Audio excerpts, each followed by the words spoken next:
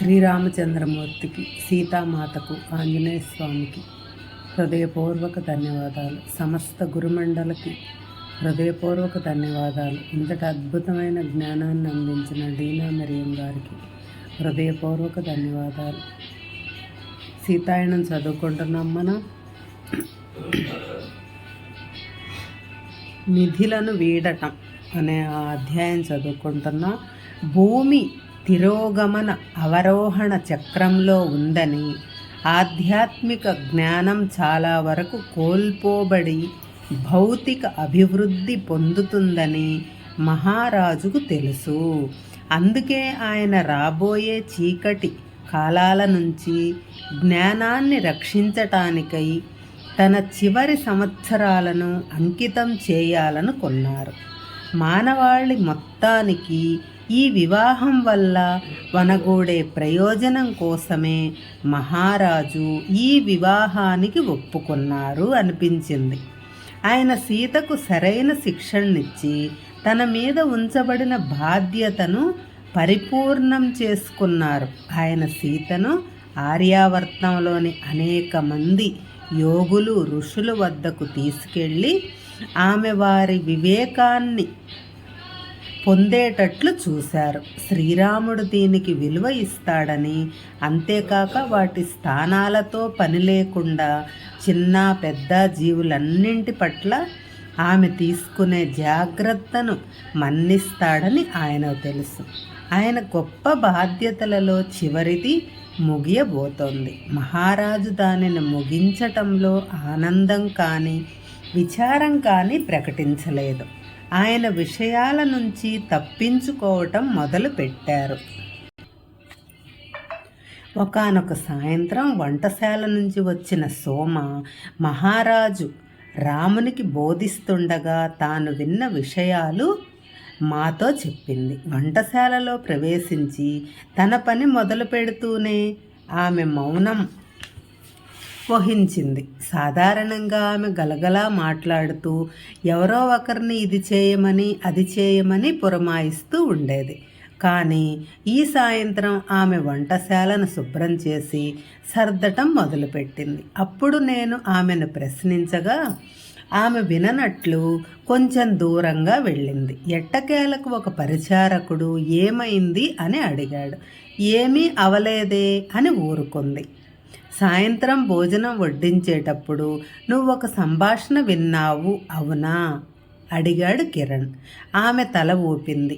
రోహణకు కూడా కొంత వినిపించింది. అయితే ఆ చెప్పినది ఆమెకు అర్థం కాలేదు. అదేదో గొప్ప ప్రాముఖ్యత ఉన్న విషయంలాగా ఉంది అన్నాడు. అది మనం వినవలసింది కాదు, సోమ బదులిచ్చింది.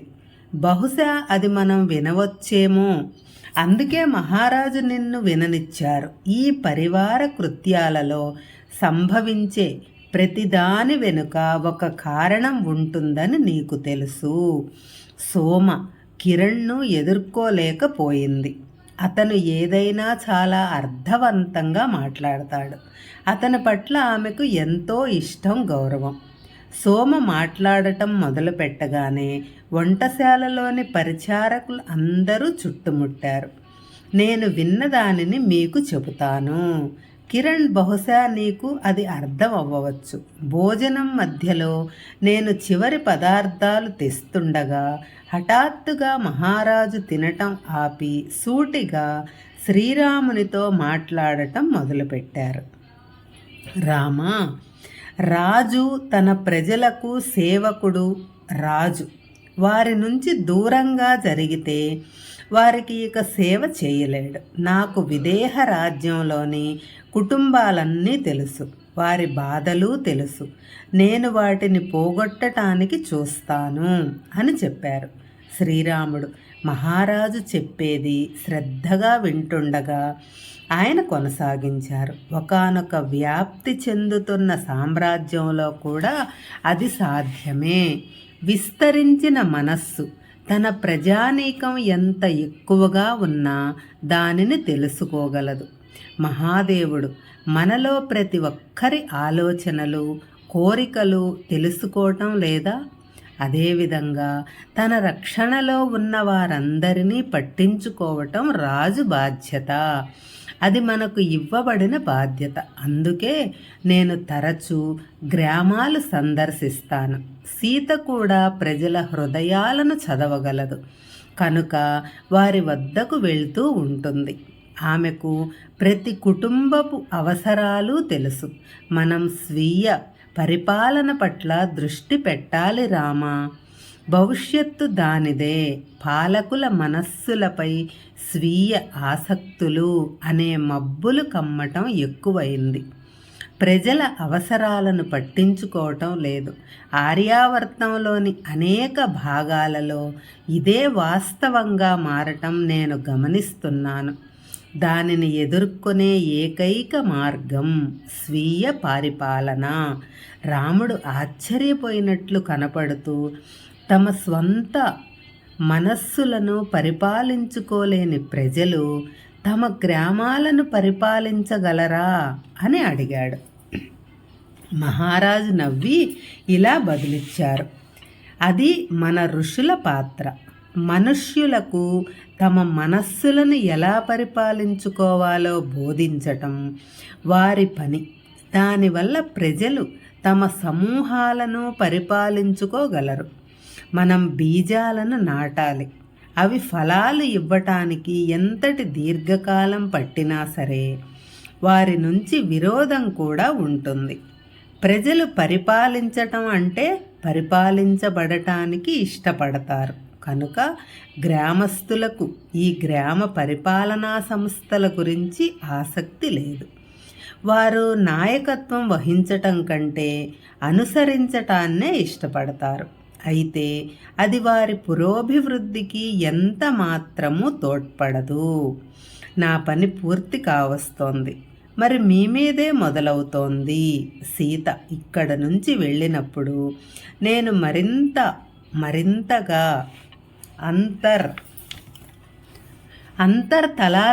తలాలలోకి వెళతాను. మానవ మనస్సులలో నీవు ధర్మం పట్ల అవగాహనను నాటాలి. దాని వలన కాంతిని పారద్రోలటానికి నిరంతరం ప్రయత్నించే చీకటిని ప్రజలే స్వయంగా నిరోధించగలుగుతారు. తమ పాలకులే తమను నిర్దేశించాలి అని వారిపై ప్రజలు ఆధారపడే రోజులు పోతున్నాయి. ప్రతివారు తమ బాధ్యతను స్వీకరించాల్సిన అవసరం ఉంది రామా. అదే భవిష్యత్ స్వీయ పరిపాలన. అది నీతోనే ఆరంభం అవ్వాలి. రాబోయే శకానికి నువ్వే పునాది వేస్తావు. నేను అటువంటి బీజాలను మా ప్రజలలో నాటడానికి ప్రయత్నించాను.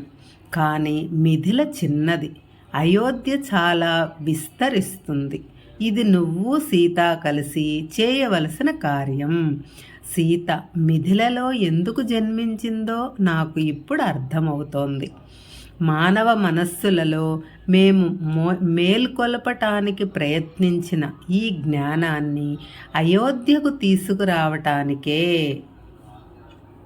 సోమ తను వివరించటాన్ని కొంతసేపు ఆపి, ఎంతో వివేకవంతుడై అన్నీ తెలిసిన మన మహారాజు యొక్క మాటలు వినటంతో నేను ఉన్న చోటే బిగుసుకుపోయాను.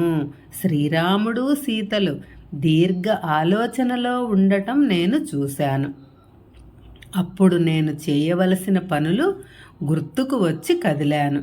ఆ తరువాత సంభాషణ కొనసాగిందో లేక అది ముగింపో నాకు తెలియదు. పరిచారకులలో ఒకరు కిరణ్ వైపు తిరిగి, ఇదంతా చేయటంలో మహారాజు ఉద్దేశ్యమేమిటి? మనకు అంతటి వివేకవంతమైన మహారాజు ఉండగా స్వయం పరిపాలన అవసరం ఎందుకు అని అడిగారు. నాకు తెలియదు బదులు చెప్పాడు. ఆలోచనాపూర్వకంగా కిరణ్, ప్రతి రాజ్యం మన మహారాజు వంటి రాజును కలిగి ఉండే అదృష్టంతో ఉండదు. ఆయన భవిష్యత్తులోకి చూస్తున్నారని నేను అనుకుంటున్నాను. జనక మహారాజు దృష్టి మన సామ్రాజ్యానికో లేదా మన కాలానికో పరిమితమై ఉండదు. ఆయన దర్శనం అత్యంత వైభవోపేతమైనది. కొన్ని నిమిషాల పాటు వీటి గురించి ఆలోచిస్తూ మేము మౌనంగా ఉండి ఉదయపు భోజనానికి వంటశాల సిద్ధం చేయటం కోసం లేచాము. సంవత్సరాల తరువాత సోమ నాకు ఈ సంభాషణ గుర్తు చేసింది. మాత మమ్మల్ని కొన్ని రోజులలో వదిలి వెళ్ళబోతోంది. సోమ నా ఉదాసీనతను చూసి ఒక సాయంత్రం నాతో, మీనాక్షి, మాతను విశ్వసించు, నీకు ఏది ఉత్తమమైనదో ఆమెకు తెలుసు, దానికి అనుగుణంగానే చర్య తీసుకుంటుంది, మనకు ఆమె పట్ల పరిపూర్ణ విశ్వాసం ఉండాలి అంది. నాకు ఆమె పట్ల విశ్వాసం ఉంది సోమ. తలపట్టుకుని, అయితే నీ నిస్పృహ ఎందుకు? ఆమె ఏర్పాటును అనుమతిస్తుందా? నేను అయోమయంగా సోమ వైపు చూశాను. ఆమె ఏమనుకుంటోంది? మాత కొన్ని రోజులలో వెళ్ళబోతోందని ఆమెకు తెలుసు. ఒకవేళ ఆమెను మళ్ళీ చూడగలిగిన అవకాశం చాలా కాలం తరువాత కానీ రాదు. ఆ మరునాటి ఉదయం మాత సోమ, ఉష, రోహణలతో పాటు నన్ను కూడా అడవికి రమ్మని పిలిచింది. ఆమెతో వెళ్ళటం అంటే అదే చివరిసారి అని నాకు తెలుసు. మేము అడవిలో ప్రవేశించినప్పుడు మా విచారాన్ని దాచుకోలేకపోయాము. మాలో అందరము విచారపడ్డాం. సోమ మాత్రమే ఎప్పటిలాగా ఉల్లాసంగా ఉంది. మాత కూడా మహత్తరమైన ధోరణిలో ఉంది. మేము దట్టమైన అడవిలోకి ప్రవేశించగానే మాత తనకు ఇష్టమైన ప్రదేశాలన్నింటిలో ఆగి వృక్షాలను, మొక్కలను తాకుతూ, దగ్గరకు వస్తున్న జంతువులను ముద్దు చేస్తూ నిట్టూర్చి, నేను ఈ అడవిలోకి అణువణువును దానిలోకి జీవులన్నింటినీ కోల్పోతున్నాను. అయితే నా కోసం కొత్త అడవులు, కొత్త జీవులు ఎదురు చూస్తున్నాయి. మాలో ఎవ్వరము మాట్లాడలేదు. మాత మమ్మల్ని ఒక ప్రదేశంలో కూర్చోబెట్టి ఇలా వచ్చింది. నేను మిమ్మల్ని నాతో రమ్మని చెప్పటానికి ఒక కారణం ఉంది. మీలో ప్రతి ఒక్కరిని నేను ఒకటి అభ్యర్థించాలని అనుకుంటున్నాను. మేము ఒకరినొకరం చూసుకున్నాము. మాత మమ్మల్ని ఏం అడగవచ్చు? సునయనా మాతను చూసుకోమని అయి ఉండవచ్చు. ఆమె సోదరి ఊర్మిళ కూడా రాముని సోదరుడు లక్ష్మణుని పెళ్లి చేసుకోవటం వల్ల అయోధ్యకు వెళుతుంది. కాబట్టి ఆమెను గురించి ఇద్దరు కూతుళ్ళు ఒకేసారి వెళ్ళిపోవటం వల్ల ఆమెను ఓదార్చటం గురించి కావచ్చు. మాత ఏమిటది? అడిగింది సోమ. నేను అయోధ్యకు వెళ్ళేటప్పుడు నేను పెరిగిన ఆచారాలు, సాంప్రదాయాలను నిలిపి ఉంచుకునేందుకు మిథులలో ఒక భాగాన్ని నాతో ఉంచుకోవాలి. అందుకని నేను మాతో పాటు మమ్మల్ని ఎంతో కాలంగా జాగ్రత్తగా చూసిన మీ నలుగురిని మాతో తీసుకురావచ్చా అని రాముడిని అడిగాను. ఆయన ఒప్పుకున్నారు. అలాగే తండ్రి గారు, సునయనా మాత కూడా. కానీ నాకు మీ అనుమతి అవసరం. మీరు నాతో వస్తారా? అయోధ్య మిథుల కంటే చాలా భిన్నంగా ఉంటుంది. మీరు ఒక కొత్త చోట, మీకు అంతా తెలిసి ఉన్న ప్రేమించబడే చోటు నుంచి దూరంగా కొత్త చోట ఉంటారు. కనుక జాగ్రత్తగా ఆలోచించి చెప్పండి. మీరు తప్పనిసరిగా వచ్చి తీరాలని లేదు.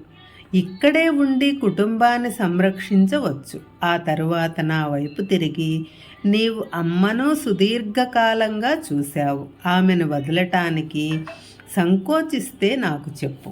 నా నోట మాట రాక నేనేమీ బదులు చెప్పలేదు. వెంటనే స్థిరమైన స్వరంతో సోమ బదులు పలికింది. మాత, నువ్వు ఎక్కడ ఉంటే నేను అక్కడే. ఇక్కడ నిలిచి ఉండే ప్రశ్నే లేదు అంది. మాత నవ్వింది. ఉషా, రోహణ కూడా అంగీకార సూచకంగా తల ఊపారు. మీరు మమ్మల్ని ఎంపిక చేసుకోవటాన్ని గౌరవంగా భావిస్తున్నాము అంది ఉష. ఆమె ఊర్మిళకు ఎంతో సన్నిహితురాలు. మీ అంచనాలకు తగినట్లుగా మిథులకు ప్రాతినిధ్యం వహిస్తూ జీవించటానికి మేము ప్రయత్నిస్తాము. జై శ్రీరామ్.